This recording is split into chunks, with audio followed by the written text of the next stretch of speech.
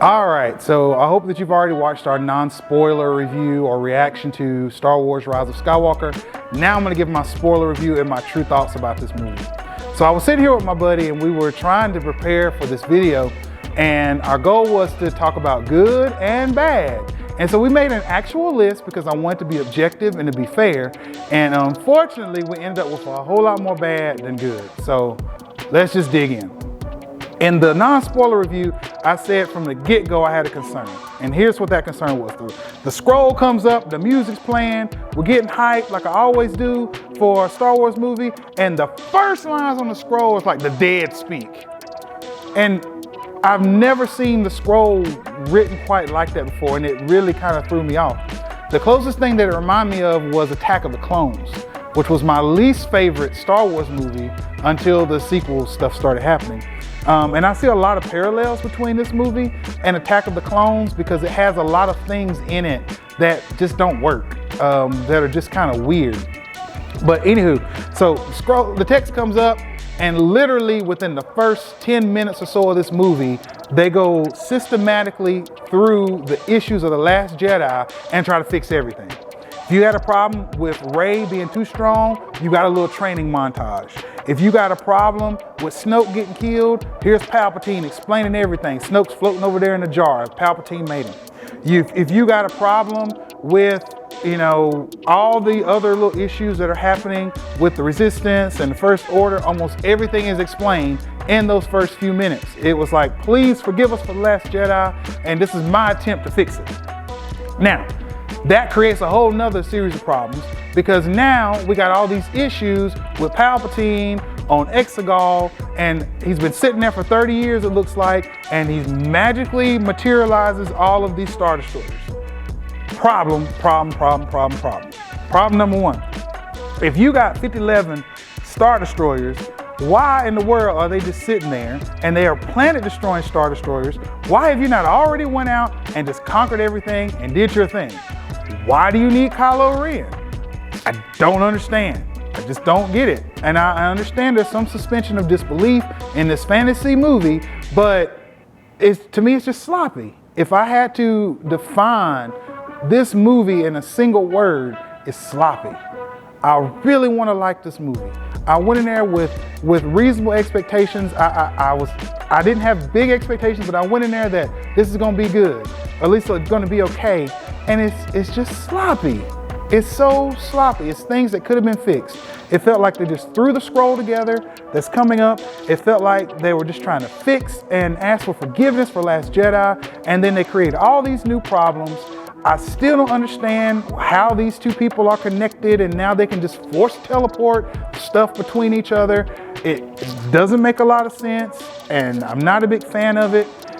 Now they can just do force heal. I know force heal is in canon and force heal is a thing, but they don't explain why Rey can do force heal, or at the end of the movie why Kylo can do force heal, and why sometimes force heal is easy and other times force heal will kill you. And it's just a thing, and there's no explanation. There's no montage of learning about it. There's just something that Rey can do because Rey just has all these powers and Kylo doesn't do anything. He just pops up. And they have all of these mental battles with each other where they're connected, and again, it's not truly explained. There's a couple throwaway lines about them being a diode or something like that in the Force. They're just connected, and because of that, they can just teleport between each other. I didn't like it. I just be point blank. I did not like it. It bothered me. It bothered me throughout. At the end, they're teleporting lightsabers between each other, and things just, the rules, I know it's fantasy and I know it's not real, but you gotta have rules in your story. If you're building a fantasy world, whether you have a hard magic system or a soft magic system or whatever, you have to have some consistency and some rules. And I know they're trying to introduce new concepts, but these new concepts invalidate so many other things. And like I said in the non-spoiler review, if you don't care about the lore and if you don't care about the playground that we've been in, the sandbox we've been in all these years, then this stuff's not going to bother you. But if you do care, if you have been in this sandbox for a while, it's gonna throw you off. It just threw me off. One of my main critiques for this movie, Last Jedi and Force Awakens, is that there is a lack of a substantial lightsaber duel. And I know they have lightsaber fights, there's a bunch of them. With the exception of that one scene in Force Awakens when Kylo reaches for the lightsaber that's in the snow and you think Finn's getting it or somebody else is getting it, but no, Rey gets it. And that leads into the fight there on the Starkiller base. Outside of that, I don't have any memorable lightsaber things in my head. And for me as a fan, the lightsaber duels are the most important part of Star Wars. I loved it. You know, I can go back to episode 1. You can see I'm wearing an episode 1 t-shirt. That the Darth Maul versus Obi-Wan and Qui-Gon Jinn, loved it. Attack of the Clones, my least favorite movie, but I can remember clearly the first time I saw Yoda jump into battle like a little frog going crazy against Count Dooku. It was great. My favorite of the prequels was Revenge of the Sith. The 15-minute battle between Obi-Wan and Anakin was great. I loved it. It was one of my favorite parts of that movie. Get into the original trilogy, same thing. The original lightsaber battle between Obi-Wan and Darth Vader. It was great. It was slow because it was the first time we've seen a lightsaber battle, but it was impactful. It meant something. Get in the Empire, Luke gets his hand cut off. You know, no, you're not my dad, all that stuff. Great stuff. Get into the Return of the Jedi, same thing. You get Palpatine showing up, doing his thing, and great battle between father, son, and music's playing. And then I get into Rise of Skywalker. What do? They're having little dream battles.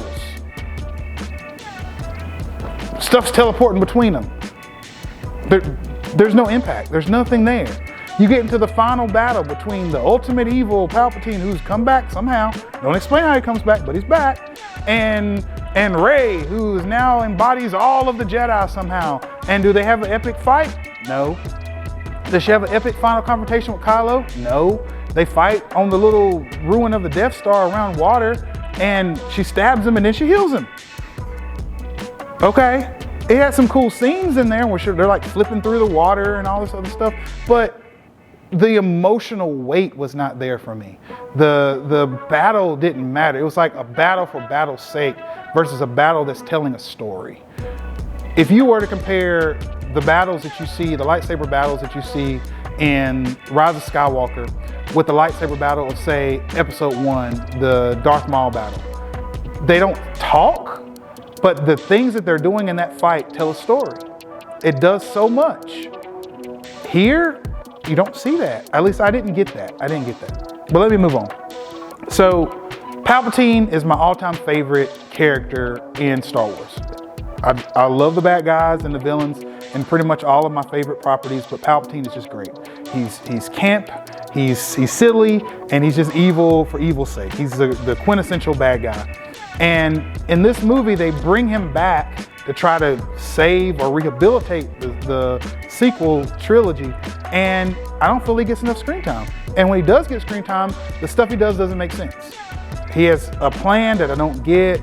Palpatine's supposed to be this very calculating, intelligent, methodical person, and he's just a little puppet guy floating around on a little pad doing his thing, and then he figures out he can do force drain at the end of the movie and he heals himself, and he does do something very cool, which is going to bring me to my first positive about this movie, and that is the special effects. I love the special effects of Rise of Skywalker. Palpatine does his force lightning into the air. It's like something that you would have seen in the expanded universe, and he begins electrocuting and blowing up the resistance forces in the final space battle. I love that. That was a great effect. We've not seen that before. It was very appropriate and it made sense. And it was good. It was very, very good. Most of the art style and visual effects in this movie are really, really good. The CGI with the faces, since Carrie Fisher died before this movie could be made, the way they used her, yeah, you could tell that it was stuff that had been edited and things, but it was still pretty good. Overall, the effects were really, really good. The use of practical effects as well as CGI worked together really good. I have to give a shout out to Babu Frick. I really like that little dude fixing C-3PO's memory and all that. So that was pretty cool. But overall, that was the highlight, in my opinion. The highlight was the special effects, the cleanup that you see at the beginning and throughout the movie trying to fix stuff from Last Jedi. The fact that we finally get to see the new trilogy together of Poe, Finn, and Rey more than we saw in the last movie. But other than that, I don't have a lot of positives. And I hate to say that. The last two things I would share, and I know this video is getting long. I really liked Rey's vision, that kind of parallel Luke's vision when he was on Dagobah in the old tree cave thing where he fought Vader and then it was revealed that Vader was him. Well, you see a parallel of that with Rey when she's in the ruins of the Death Star trying to get the little Sith holocron thing or whatever, and she sees herself, a version of herself as a Sith. And it has that double-bladed lightsaber, but it's all folded up like a switchblade. And I really like that design for that double-bladed lightsaber. And I was hoping so much that we'll get to see it again and Rey would actually use it. But of course, we never see it again. It's just a vision and it's gone. If I had have had my way and I had to use those characters in this sandbox, I would have ended the movie with her doing what Palpatine asked, which is killing him and therefore possessing her. Doesn't get explained, don't understand it, don't know why there's a whole audience there and Exegol. Nothing makes sense, but it's a story for another day. I'll quit. But if she had did that and became a Sith, became a fallen Rey, and she had that lightsaber, that double-bladed lightsaber, and now we have a redeemed Ben Solo, and they had finally fought there, that could have given me the lightsaber battle we were wanting. That could have given us a more fitting ending to this story instead of this Harry Potter stuff where their wands lock and she makes a cross and she bounces lightning back on Palpatine. And you would think Palpatine would have learned this lesson by now, that when lightning starts shooting back on you, you stop shooting lightning. I know there may be some reason why he couldn't, but if it was me and lightning's hit me in the forehead, I'm gonna stop shooting lightning. But anyway, they could have had that epic battle. Or maybe, you know, they have like exorcism moment where the spirit of Palpatine's in her and they're trying to get her out and the Force ghosts come and they help to exorcise Palpatine from her. I mean, they could have did so much more instead of just, I'm gonna cross my lightsabers and bounce lightning back on you and you just melt. It was very anticlimactic. Very, very anticlimactic. There was a lot of anticlimactic things in this movie. The death of Leia, same thing. She takes a nap and she dies. She just lays down and dies. And I don't know if that was because of a lack of footage, because Carrie Fisher had died, or if that was a story, but either way, it just didn't make sense. Same thing with Kylo. They get this awkward kiss at the end and then he takes a nap and dies. It's like a Skywalker thing. You sit down, take a nap, and you just die. Luke did in Last Jedi. He just sat down, he used too much energy and he just took a nap and he died. So all the Skywalkers did that. And now Rey says she's a Skywalker, the end. So what does this mean? This was an attempt to fix the last movie. This was an attempt to arguably be another cash grab. As a store owner, I sell Star Wars merchandise, and I can honestly say that these last couple movies have dramatically hurt Star Wars merchandise, and I don't think this movie is going to help. I'm in the shop right now filming this video, and I might put up a picture in this video. Yeah, I haven't decided or not. I probably will, just to show you how I still have merchandise. A considerable amount of merchandise from the release of Last Jedi that has never sold. People don't want it. They don't want that Rose Tico. They don't want the Finn. They don't want that stuff because those characters didn't speak to the fandom. And I don't think this movie's gonna change that. I really don't. I wish that I could say otherwise. I wish that there were more things, positive things that I could say about the movie. But I'm just gonna revert back to what I said in my non-spoiler review. If you're not connected to the history and the lore of Star Wars, then this movie probably did not bother you.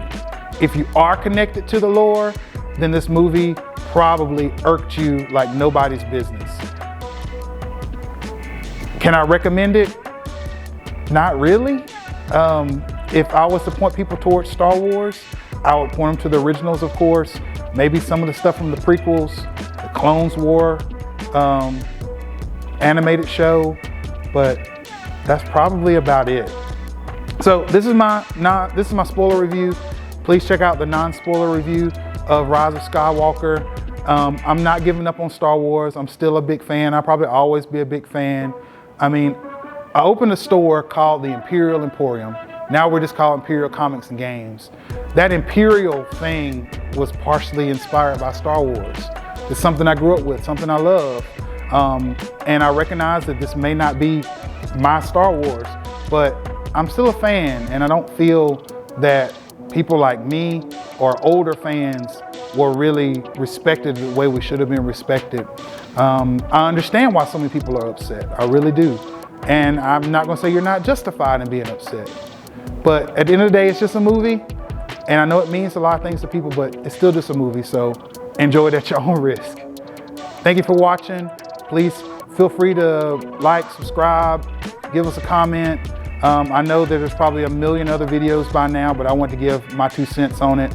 And thank you for watching. Take care.